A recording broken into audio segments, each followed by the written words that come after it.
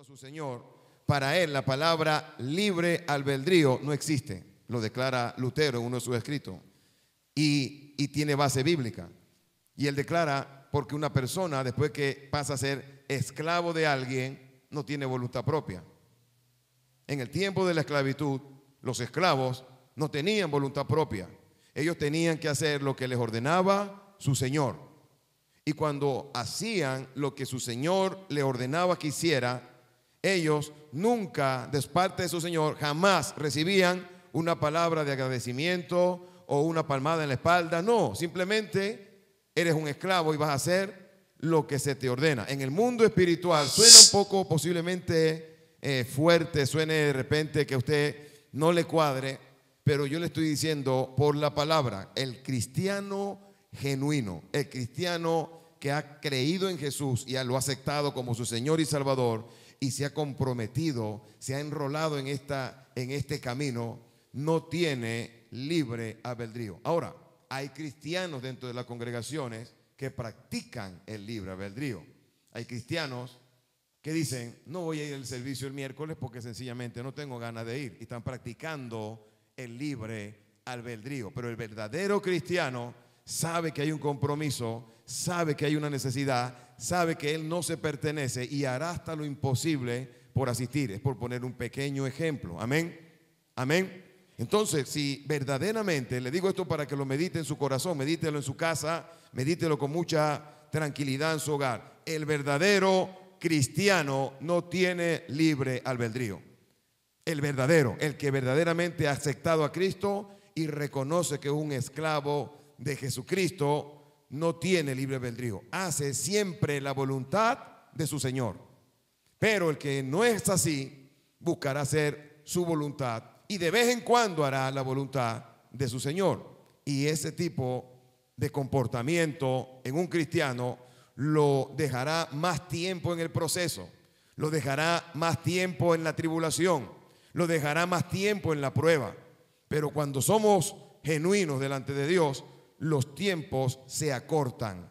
Los tiempos de angustia, los tiempos de prueba, el Señor los acorta. ¿Por qué? Porque Él ve el corazón del hombre y conforme a tu corazón el Dios entonces obrará en ti. Amén. Aplauda a nuestro Dios en esta noche. Quisiera que por favor pudiéramos buscar en nuestras Biblias Santiago capítulo 1, el secreto del verdadero creyente. Santiago capítulo 1, verso 1 al verso 4. Santiago capítulo 1, verso 1 al verso 4. Cuando lo tengan, ¿verdad? Le voy a pedir que por favor nos coloquemos sobre nuestros pies un momento. Santiago capítulo 1.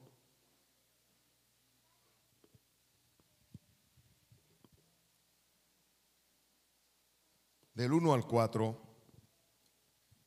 Y leemos la palabra del Señor bajo su poderosa bendición en esta noche. Amén. Dice así la palabra del Señor.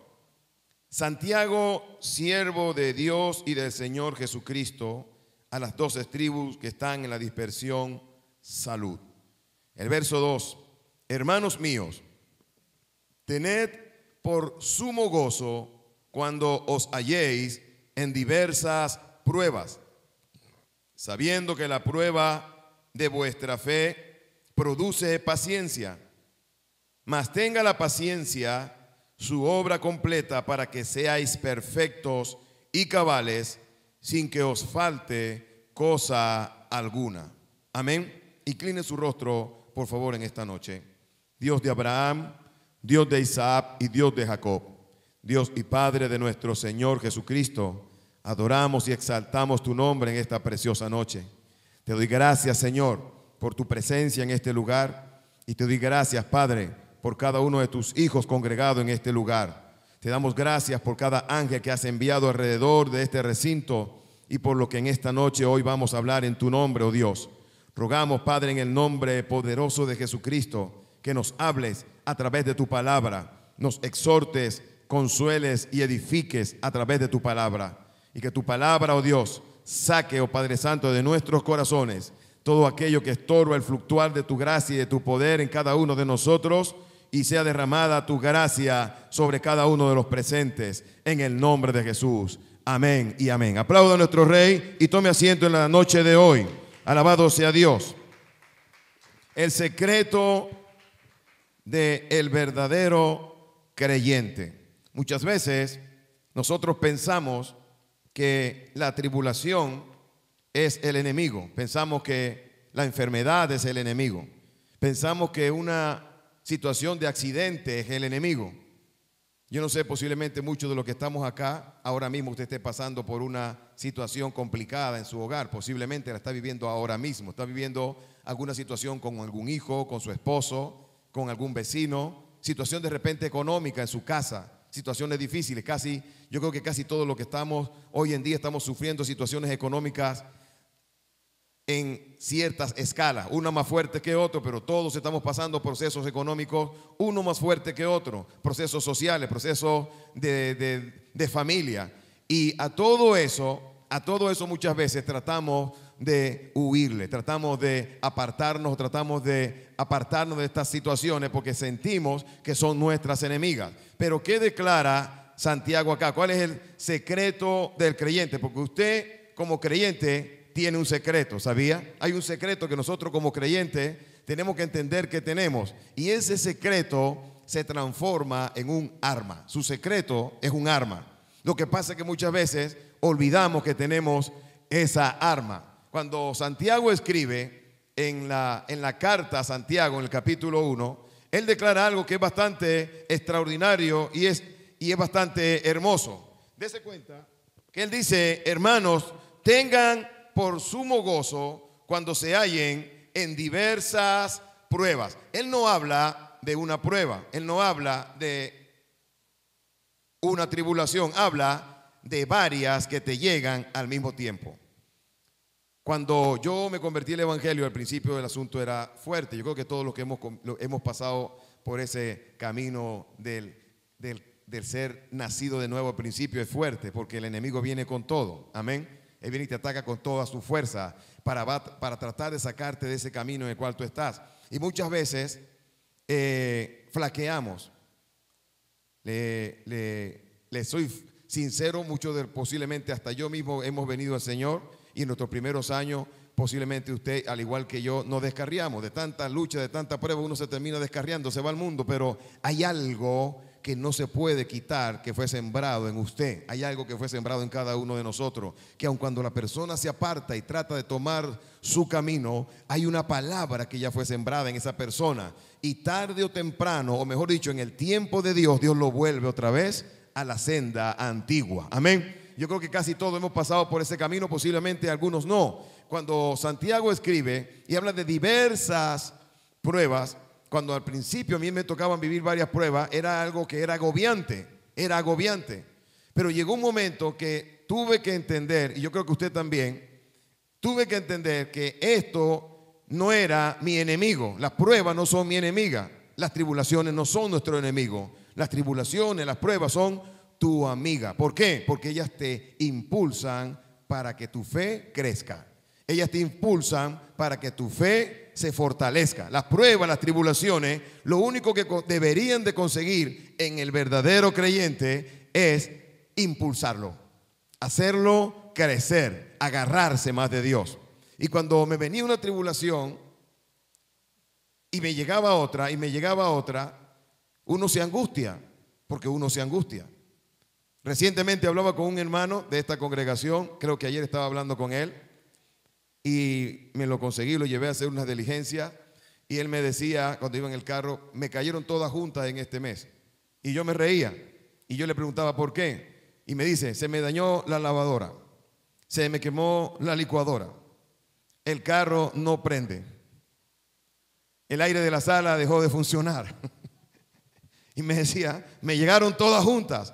Y yo le decía, ya yo he pasado por ahí, gózate, esa prueba, gózate, esas son leves tribulaciones momentáneas, gózate. Eso no es nada comparado con el peso de gloria que Dios quiere derramar sobre tu casa, sobre tu familia, sobre tu vida. Amén. Eso no es nada. Eso no es nada. Y a eso tampoco era lo que se refería Santiago, porque ¿cuál es el verdadero secreto que usted debe de entender en esta noche, que usted tiene como creyente? Cuando cuando Santiago escribe, él dice: hermanos míos, tengan por sumo gozo cuando os halléis en diversas pruebas. Cuando llegue la prueba, alégrate. Cuando llegue la enfermedad, alégrate. Cuando llegue la persona a cortarte el servicio eléctrico porque tiene 2 meses que no paga, alégrate. Y no hay mucho amén. Hoy fui a visitar a un señor que quería, un cliente que tiene un local comercial, lo acaba de alquilar en un centro comercial aquí de la zona, y fui temprano a tomar las medidas para el asunto del trabajo que él quiere hacer. Y lo que hice fue entrar al local, y mientras estaba midiendo entró un señor de la empresa de la energía eléctrica, y le están entregando el local hoy para que empiece a rehacerlo. Y el hombre entra y me ve a mí, me vería cara de jefe, y me dice: he venido a cortarle la electricidad a este local. Y yo le digo: ¿y qué quiere usted que yo haga si esto no es mío? Entonces, porque debe muchos meses y no ha pagado. Y yo le digo al señor de la electricidad: pero señor, este local lo acaban de alquilar la semana pasada, y si debe muchos meses quiere decir que esa deuda es del alquilino anterior. Eso no es mi problema, yo vine a cortar la luz. Y yo le digo: vamos a hacer algo, yo voy a llamar al dueño y usted se entiende con él. Amén. ¿Qué pasa cuando llega la tribulación? Usted no puede angustiarse. Usted no puede angustiarse frente a cosas que no tienen ningún valor espiritual. Amén. Un corte eléctrico en su hogar no tiene un valor espiritual. Que se te desinfló un caucho, eso no tiene un valor espiritual. Eso no debería de afectarle en su vida espiritual. Que se te quemó la comida, eso no debe afectar tu vida espiritual. ¿Cuándo pudiera empezar a tener un impacto en tu vida espiritual? Cuando lo que te está atacando es espiritual. Ahí es cuando tienes que prender todas las alarmas y estar atento a lo que pueda venir contra ti. Amén. Porque así como hay, amado iglesia, enfermedades que son causadas por bacterias, por virus que hay en el ambiente, también hay enfermedades que son infringidas por espíritus. Y cuando vienen, usted tiene que tener el entendimiento para saber cuándo lo que viene es de Dios o no es de Dios, o es algo espiritual o es algo terrenal. Cuando Santiago escribe, él declara que nosotros tenemos que entender que hay un arma que usted tiene. ¿Cuál es esa arma que usted debe de entender que usted tiene y que posiblemente no la pone en práctica? Esa arma se llama el gozo. Porque es difícil tener gozo en una tribulación. Somos carne. El que diga que cada vez que le llega la tribulación sonríe o se goza o canta o alaba a Dios, al momento que llega, que Dios lo bendiga. Amén.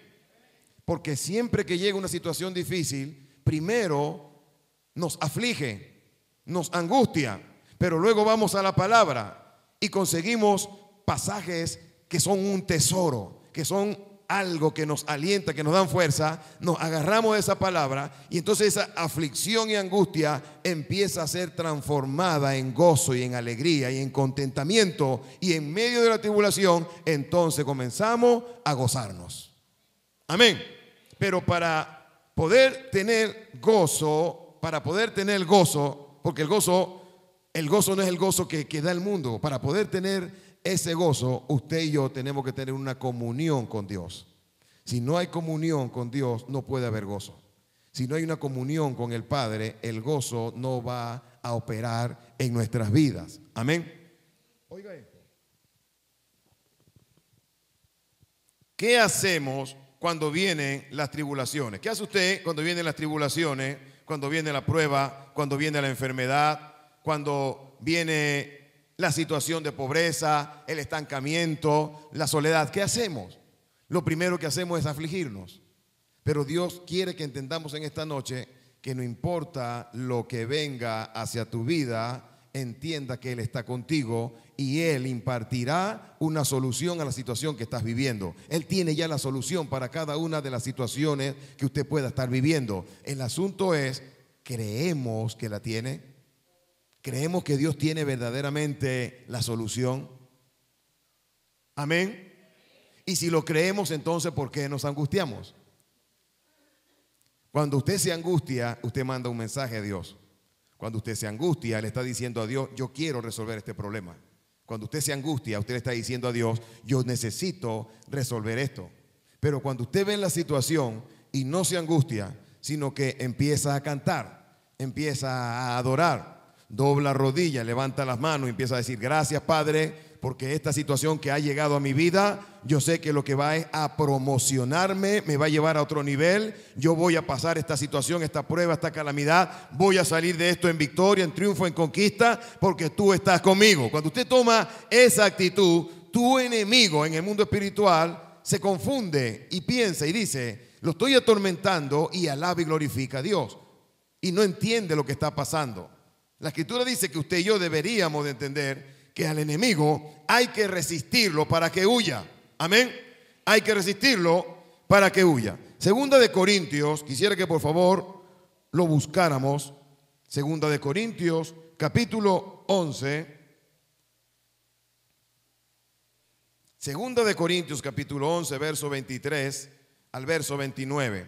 Mientras usted lo está buscando allí, usted y yo deberíamos de aprender a disciplinar el corazón. Segunda de Corintios capítulo 11 verso 23 al 29. Téngalo por allí. Usted y yo deberíamos de aprender a disciplinar el corazón. Disciplinar el corazón. Quiero tener gozo. ¿Cuántos quieren tener gozo en medio de la tribulación? Usted quiere eso, lo desea, lo anhela. Amén. Pero nos cuesta, ¿verdad que sí cuesta? Cuesta tener gozo en medio de la tribulación. Pero el gozo del Señor, dice la Biblia, es mi fortaleza. Amén. El gozo del Señor es mi fortaleza. Cuando usted está en Cristo, como le decía hace un momento, antes de comenzar la prédica, y usted entiende que usted es un servidor, un siervo, un esclavo de Jesucristo, cuando usted lo entiende, usted sabe que todo cuanto te acontezca que venga del Padre te va a beneficiar. No hay mucho amén. Todo lo que Dios permita te va a beneficiar. Pastor, usted está diciendo que entonces si me viene una enfermedad o me chocan el carro, me quitan la casa, me va a beneficiar. Si eres un genuino cristiano, te va a beneficiar. Amén. Pero si no estás caminando o estás caminando en tu libre albedrío, va a ser para ti una calamidad. Porque el verdadero cristiano, cuando camina conforme a la palabra, las pruebas son causa de gozo. Pero el cristiano que anda caminando en dos aguas, las pruebas son causas de angustias, dolor, tristeza. Pero para el verdadero y genuino cristiano, al verdadero, al que ha creído y está caminando conforme a la palabra, todo lo que le acontece le ayuda a bien. ¿Lo dice o no lo dice la Escritura? Que todo le ayuda a bien a aquellos que conforme a su propósito son llamados. Si usted es llamado con el propósito de servir a Dios, todo lo que a usted le pase le va a ayudar a bien. Y si me va a ayudar a bien, entonces tengo que estar en el gozo del Señor. Amén. Si yo sé que me va a ayudar a bien, yo sé que la situación que ahora me parece difícil me va a ayudar a bien, debo gozarme. Entonces, ¿cómo hago yo para gozarme? El corazón hay que disciplinarlo. Usted tiene que entender algo en esta noche, amada iglesia. Lo que sale de tu boca tiene que estar alineado con el corazón. Lo que sale de tu boca tiene que estar alineado con el corazón. Si lo que sale de tu boca no está alineado con tu corazón, estás hablando palabras sin fe. Pero cuando lo que sale de tu boca está alineado con tu corazón, vas a hacer algo, va a hacer un efecto en el mundo espiritual tremendo, poderoso. Amén. El que es verdadero creyente y está en el gozo del Señor, sus palabras van a reflejar el carácter de esa persona, van a reflejar lo que esa persona es. Y la disciplina para poder tener el gozo del Señor comienza aquí. Para usted poder tener una disciplina de gozo, tiene que comenzar acá. El gozo no va a comenzar de una manera exterior, va a llegar y te va a entrar por la cabeza y llegó a ti. No, el gozo va a entrar, va a salir de tu corazón, y cuando sale de tu corazón se exterioriza por tu boca. Hay personas que están en este camino.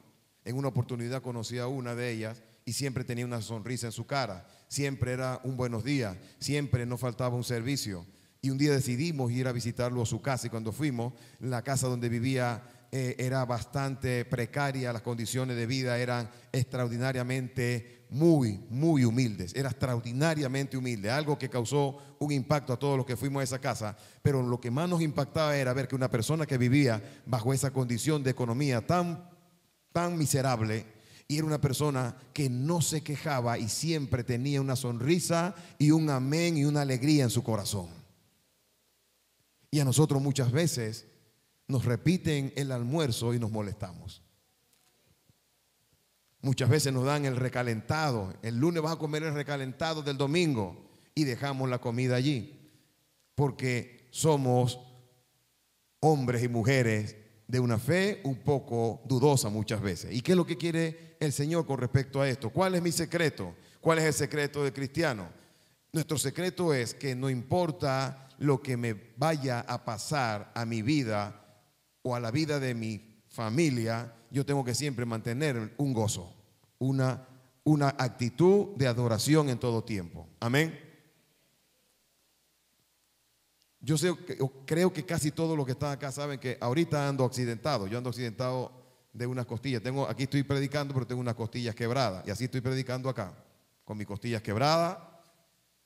Y al respirar me duele un poco, al exhalar me duele un poco. Pero yo no me puedo quedar en mi casa tirado en una cama dando lástima y quejándome de que me rompí unas costillas. ¿Por qué? Porque soy un esclavo. Y como esclavo tengo que venir a la casa de Dios a adorar y a glorificar su santo y poderoso nombre. Tengo que reconocer que Él es Dios, que es poderoso, que está conmigo, que está con usted, y a donde quiera que nos movamos, Él siempre va a estar con cada uno de nosotros. El que tiene gozo no ve su situación, ve a Dios. El que tiene gozo no ve su situación, ve a Dios. No ve su problema, no ve su enfermedad, no ve su calamidad, no ve lo que está viviendo. No, él siempre va a ver a Dios. Y el que siempre ve a Dios siempre tendrá gozo. Pero cuando dejamos de ver a Dios, el gozo se va. En el momento que usted deja de ver a Dios, se va el gozo. Es como esa pareja de jovencitos cuando se enamoran la primera vez. Y el joven, cuando va a visitar a la novia, con solo verla se llena de gozo. Pero cuando se le toca irse a su casa, que ya sabe que no la va a ver más por el resto de la noche, se entristece.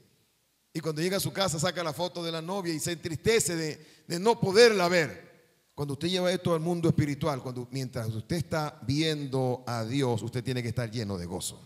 Usted tiene que estar alegre, contento. No importa la situación, usted está alegre. ¿Cuál es tu secreto, iglesia? Tu secreto es que no importa lo que estés viviendo, mantente firme, sin fluctuar en tu fe, creyéndole a Dios que Él tiene el control de la situación que ahora estás viviendo y que hay una salida a tu proceso que estás ahora pasando. Alabado sea Dios. Primera de Corintios capítulo 11, escribe Pablo lo siguiente, verso 23 en adelante. Son ministros de Cristo, como si estuviera loco hablo. Yo más. Y empieza Pablo a declarar cosas que él vivió mientras estaba en el ministerio. Y cuando yo leía esto, decía verdaderamente que estamos bastante lejos muchas veces de ser un verdadero cristiano. Y Pablo escribe lo siguiente: son todos ministros de Cristo, yo más. Y empieza Pablo a declarar lo siguiente: en trabajos más abundante, en azotes sin número, dice Pablo. Azotes, me han azotado que perdí la cuenta, dice Pablo. Perdí la cuenta de las veces que me han azotado, pero no para allí. Luego dice, en cárceles más, en peligro de muerte muchas veces. De los judíos 5 veces he recibido 40 azotes menos 1. Voy a hacer una pequeña pausa acá. De los judíos he recibido 5 veces 40 azotes menos 1. La correa con la que los judíos muchas veces castigaban a las personas que querían infligirle dolor tenía 3 tiras. 3 tiras. No se le podía dar a la persona que se le infligía el azote más de 40 latigazos. 40 latigazos no se le podía dar. Por eso él dice 40 menos 1. ¿Por qué? Porque en cada latigazo que le daban eran 3. Entonces le daban los necesarios hasta llegar a 39. Cuando llegaba a 39, dejaban el castigo sobre la persona. 5 veces, dice Pablo, de los judíos. El asunto era que Pablo era judío también. El asunto es que todos los que estamos acá somos cristianos, ¿verdad que sí? ¿Hay alguien que nos visita que aún no ha aceptado a Cristo como su Señor y Salvador, que levante la mano? ¿O todos están en Cristo? Todos somos cristianos. Entonces resulta que a usted o a mí alguien nos ofende y nos vamos de la iglesia. Alguien habló mal de mí en una red social y lo ataco. Alguien murmuró y tengo que ver cómo me vengo, pero somos cristianos verdaderos llenos del gozo. Y no podemos soportar la ofensa. Y la ofensa forma parte del gozo. Cuando te ofenden, eso forma parte de tu crecimiento espiritual. Cuando alguien te señala, te murmura, se levanta contra ti, dice algo que es mentira de ti, gózate. El problema es que muchas veces no lo hacemos, sino que buscamos la manera de cómo me vengo de este hermano, cómo me vengo de esta hermana. Voy a ver cómo le infrinjo el mismo dolor que me está infringiendo a mí. Tengo que vengarme. Pero decimos que Santiago declara que voy a tener por sumo gozo cuando me halle en diversas pruebas. Y la murmuración es una prueba. El que te juzga es una prueba. El que te señala es una prueba. El que dijo algo que no es mentira, que no es verdad, que es mentira de ti, es una prueba. Y si lo que dijo es verdad, también es una prueba. El asunto es que nos cuesta asumir el gozo cuando somos atacados. Cuando el ataque es contra otro, nos mantenemos en gozo. Pero cuando el ataque es contra nosotros, enseguida perdemos la cordura y entramos en discusión con la persona. Y a Pablo, siendo judío, su propia gente lo agarraron 5 veces y le dieron 40 azotes menos 1. Eso es como que usted acá en la congregación, alguien hable mal de usted una vez y vuelva a hablar mal de usted y vuelva a hablar mal de usted. Las veces que esa persona hable mal de usted y las veces que esa persona llegue a donde está usted y le pida perdón, perdónelo. Amén. No haga como un amigo él estaba en una congregación y cada vez que iban a tomar la Santa Cena se le acercaban siempre, dice, las mismas 5 viejitas de la iglesia. Cada vez que había Santa Cena el pastor decía, pídanse perdón. Y salían las 5 viejitas en fila y el varón decía, aquí vienen otra vez las mismas 5 viejitas. Y la viejita llegaba donde estaba este hombre y le decían, perdóneme porque yo hablé mal de usted. Y yo las perdono, tomen la Santa Cena. El mes siguiente, pídanse perdón que hay Santa Cena. Y llegaban las mismas 5 viejitas a hablar con el mismo hombre otra vez. Mire, vuélvanos a perdonar que volvimos a... Es que nosotros murmuramos mucho de usted y se lo decían en su cara. Usted no nos cae, usted como...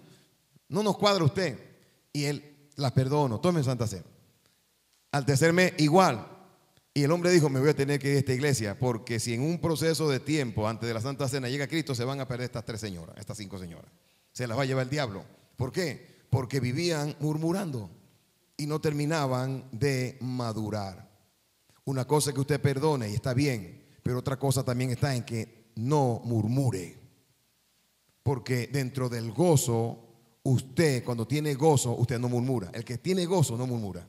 El que tiene gozo no se queja. El que tiene gozo no juzga. El que tiene gozo no señala. El que tiene gozo pone todas sus cargas en las manos de Dios y le dice, juzgue usted, haga usted, yo espero que usted haga. Yo no voy a mover nada a favor ni de favor en esta situación. Y le pone todo en las manos a Dios.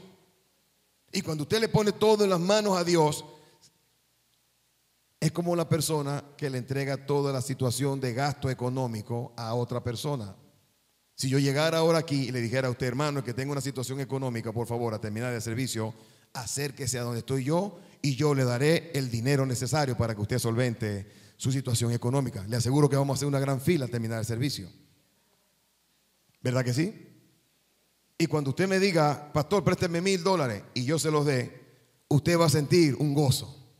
¿Por qué lo va a sentir? Porque le quitaron un peso de encima. Pero quiero que entienda esto en el mundo espiritual. Cuando usted viene a Dios y le pones a Dios tus cargas, tus situaciones, debes de llenarte de gozo. ¿Por qué? Porque le trasladaste al que te puede solucionar tu problema. Le trasladaste tus problemas al que te los puede solucionar. Pero si no los pones a los pies del maestro, vas a estar lleno de amargura, de angustia y de tristeza. El secreto de nosotros como cristianos está en el gozo, pero el gozo no es simplemente reírnos y cantar. El gozo es entender que todas nuestras situaciones no son nuestras y hay que entregarlas al que nos puede ayudar a solventarlas. Y Pablo dice más adelante, ya estamos viendo acá, que a él no solamente su propia gente dentro de la iglesia va a haber el que te murmure, dentro de la iglesia va a estar el que te hable mal de ti, dentro de la iglesia va a estar el que te señale. Pero Pablo no se detiene allí. Luego dice, he sido, ¿verdad? 3 veces, verso 25, 3 veces he sido azotado con varas. 1 vez fui apedreado. 3 veces he padecido naufragio. 1 noche y un día he estado como náufrago en alta mar. Verso 26, en caminos muchas veces, en peligro de ríos, peligro de ladrones, peligros de los de mi nación, peligro de gentiles, peligros en la ciudad, peligros en el desierto, peligros en el mar, peligros entre falsos hermanos. Voy a hacer otra pausa aquí. Peligros entre falsos hermanos. Dentro de todas las congregaciones a nivel mundial, y esta no es la excepción, hay personas falsas. Yo sé que no va a haber un amén para esto. Si yo le dijera a usted, acá en Odre Nuevo no hay falsos, todos son unas mansas palomas, le estoy mintiendo. Porque acá en Odre Nuevo hay hermanos que son falsos. Amén. Hay personas a las cuales usted se le puede acercar y le va a contar algo y le va a decir a esa persona, por favor, confío en ti, no se lo digas a nadie. Y cuando va al día siguiente sale hasta en la prensa. Hasta en la prensa lo publican. Y entonces usted queda avergonzado y se termina yendo de la congregación. Pablo pasó por eso. Pablo llegó a conocer falsos hermanos. Y para Pablo un falso hermano es un peligro. Porque eso lo dice él ahí, no lo digo yo. Peligro de falsos hermanos. Una persona falsa dentro de una congregación es un peligro. Una persona con doble cara dentro de una congregación es un peligro. Una persona que tiene un discurso dentro de la iglesia y otro fuera de ella es un peligro. No lo dice el pastor Jaime, lo dice Pablo en su carta que estamos leyendo ahora. Peligro de falsos hermanos. Mas, sin embargo, Pablo sigue hablando y dice lo siguiente más adelante. Peligros en la ciudad. Peligros, verso 27, en trabajo y fatiga, en muchos desvelos, en hambre y sed, en muchos ayunos, en frío y en desnudez. Y además de otras cosas, lo que sobre mí se agolpa cada día, la preocupación por todas las iglesias. Y dice el verso 29, ¿quién enferma y yo no enfermo? ¿A quién se le hace tropezar y yo no me indigno? Si usted está pasando por una situación de escasez en su casa económica, la Biblia te dice, ten por sumo gozo, ten gozo. Pablo dice allí, pasé desvelos. ¿Qué es desvelo? Noche sin dormir. Noche sin dormir. Pablo dice, he pasado el frío. ¿Por qué? Porque muchas veces Pablo tenía que dormir a la intemperie en el desierto y tenía que dormir a la intemperie sin ningún tipo de protección. Naufragio. Pero después dice algo que es bastante fuerte, y yo creo que todos los que estamos acá posiblemente lo hemos vivido alguna vez en nuestra vida, y es: he pasado hambre. Yo no voy a pedir que usted levante la mano, pero yo creo que casi muchos de los que estamos acá en algún momento hemos pasado hambre. No hemos tenido para comer, no hemos tenido para darle algo a nuestros hijos, no hemos tenido lo que hemos querido en nuestras manos para poder solventar nuestra situación económica. Y en ese proceso Pablo dice: gózate, alégrate, gózate cuando no tengas para comer, gózate, gózate cuando vas y tus hijos te piden comida y tienes que ver qué le vas a dar porque no tienes que darle, gózate, alégrate. Pero esto es para los verdaderos creyentes. El que no es un verdadero creyente va y se tira a llorar y a gemir y a gritar y a maldecir y a quejarse. Pero el verdadero creyente dobla rodilla, levanta mano y clama al que le puede dar la solución a lo que está viviendo. Amén. Y Pablo, cuando escribe estos versos extraordinarios, nos está diciendo que aun cuando él vivió todo esto, siempre mantuvo la misma actitud de reverencia y de gozo delante de Dios. Siempre.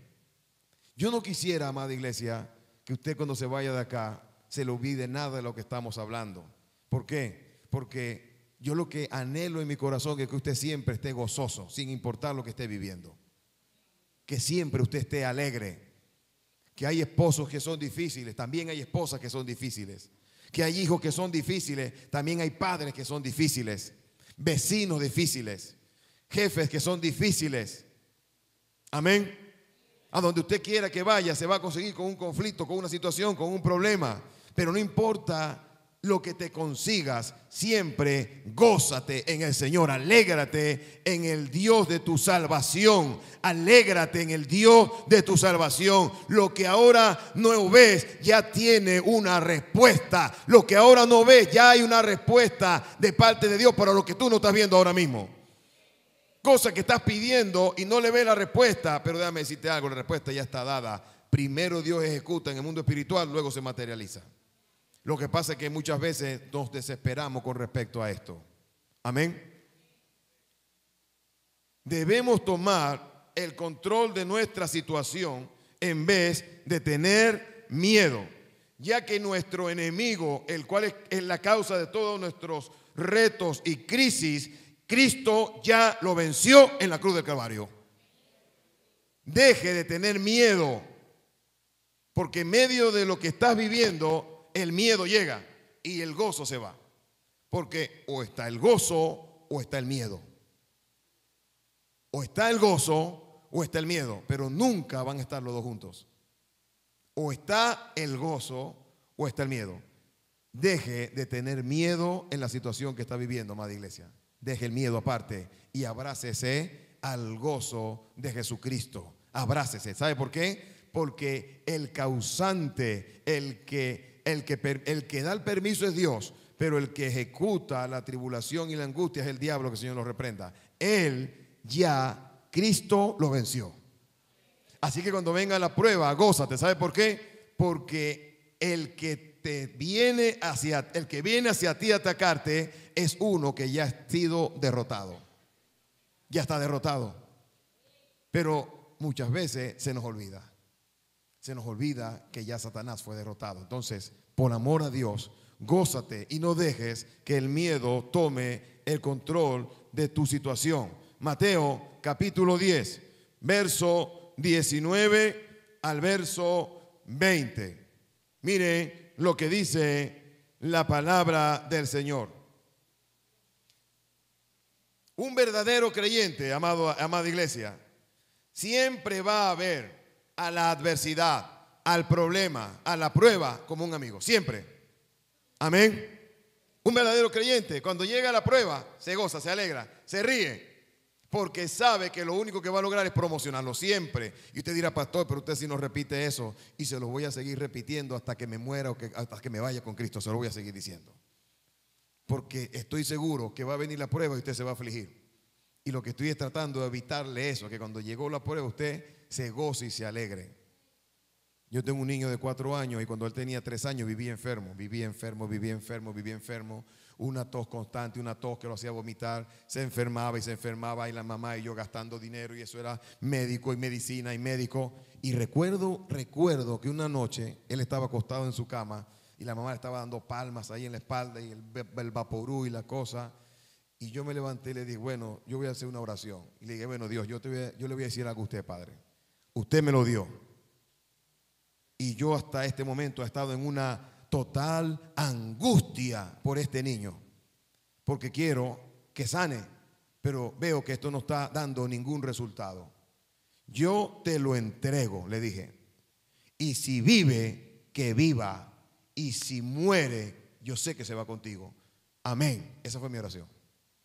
A los 3-4 días el niño sanó. Tiene más de 1 año que no le da nada. No se ha vuelto a enfermar hasta el día de hoy. Porque entendí que cuando nos angustiamos, queremos resolver nosotros. Soy yo el que voy a resolver. Y Dios allá arriba con la solución. Y tú, espérate, Dios, no. Yo veo cómo resuelvo.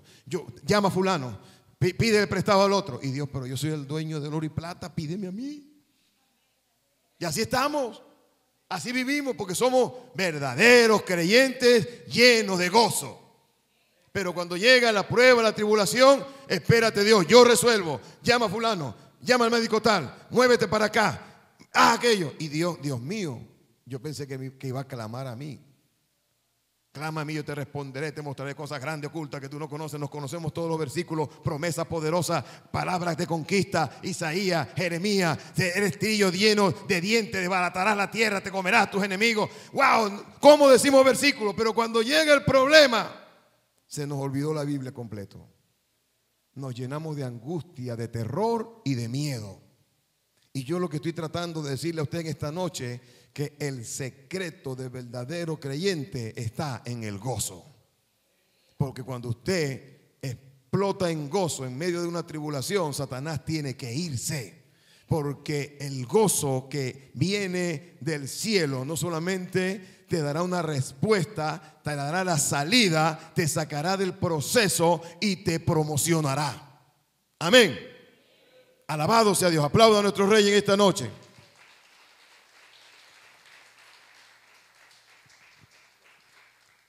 Termino con esto. Cuando nuestro corazón está de acuerdo con nuestra boca, podemos traer la presencia de Dios. De lo contrario, nada pasará. Cuando tu corazón está de acuerdo con tu boca, vas a hacer que la presencia de Dios baje a ti, a tu casa, a tu familia, a tu hijo, a todo. Pero si las palabras que salen de tu boca son llenas de miedo, de angustia, de tribulación, nada pasará. Colóquese sobre sus pies, amada iglesia, en esta noche. Amén. Bendita sea su palabra y su gracia, su poder en esta noche.